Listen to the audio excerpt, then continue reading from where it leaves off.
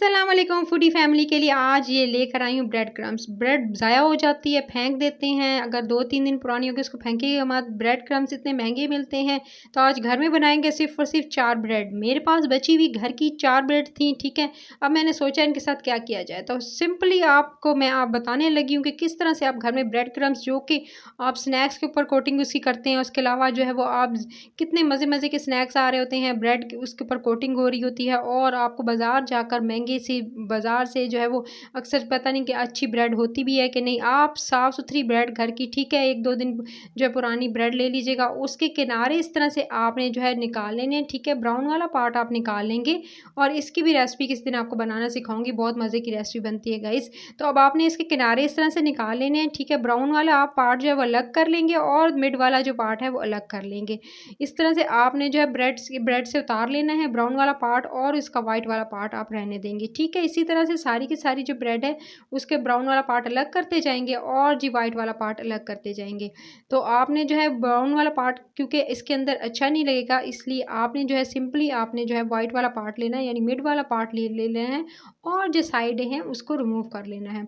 Bread crumbs का इस्तेमाल guys बहुत ज़्यादा इतनी रेसिपीज़ हैं जिसके ऊपर किया जाता है, और इसके लिए आपको हमेशा ज़रूरत पड़ती है, और अक्सर होता है कि घर में मौजूद भी नहीं होते ब्रेड क्रम्स। अगर आप इंस्टेंट घर में बना कर रख लेंगे, तो जब जी चाहा आप इसे लीजिएगा, और अपने जो है वो इस तरह स्नैक्स पे कोटिंग कर सकते हैं। कबाब हो गए, उसके अलावा जो डिफरेंट स्नैक्स होते हैं उन पे कोटिंग हो रही होती है। तो अब आप इसको जो है अपने घर में अपने हाथों से आप इसको बनाकर जो है वो स्टोर कर लीजिएगा, और जब जी चाहा इसके आप जो कोटिंग कर लें। चलें जी, अब आपने क्या करना है, इन्हें छोटे-छोटे इस तरह से टुकड़ों में मैं जो हूँ कट कर लूँगी, ठीक है, पीसेस में।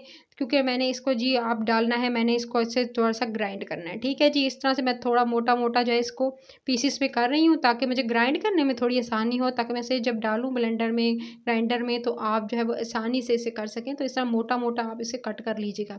चलिए जी, अब आपने सारी डब रोटी इसी तरह से कट कर लेनी है, ठीक है। हाथों की मदद से इस तरह से थोड़ा मोटा-मोटा पीसेस कर लीजिएगा।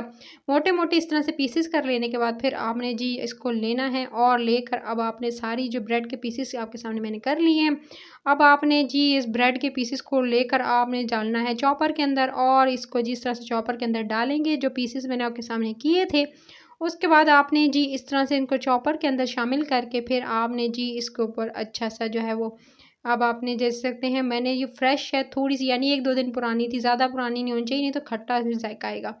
फिर आपने इसको जी अच्छे से चलाना है, और चलाकर जी ग्राइंडर में, ब्लेंडर में, चॉपर में अच्छे से पीस लेना है। ये दे सकते हैं मैंने फाइनली पीस लिया था। अगर कहीं मोटे-मोटे कोई ज़रा रह जाता है, तो आप उसे दोबारा ग्राइंड कर लीजिएगा, ठीक है। मैं इसे छान भी लूँगी, ताकि ये बिल्कुल जो है मुझे कहीं-कहीं नज़र आ रहे थे, तो मैं इसको दोबारा जो है ग्राइंड भी कर सकती हूँ, और उसके अलावा इसको छान लूँगी, ताकि जो बिल्कुल बारीक से मुझे चाहिए।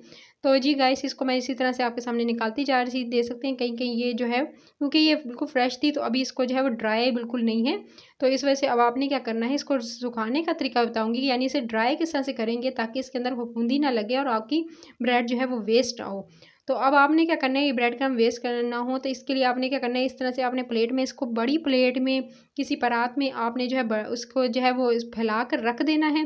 धूप पे मत रखिएगा, आप इसको रख सकते हैं, और उसके बाद आप जो है इसे रूम में जो है वो पंखे के नीचे भी रख सकते हैं। उसके अलावा जो है आप इसको जो है वो ओवन में भी 1 से 2 मिनट जो है वो थोड़ा-सा जो है रोस्ट कर सकते हैं, ठीक है जी। उसके बाद आप इसको अच्छे से जी मैंने इसको ड्राई कर लिया था, एक दिन पूरा जो है मैंने इसको पंखे के नीचे रख दिया था रूम में।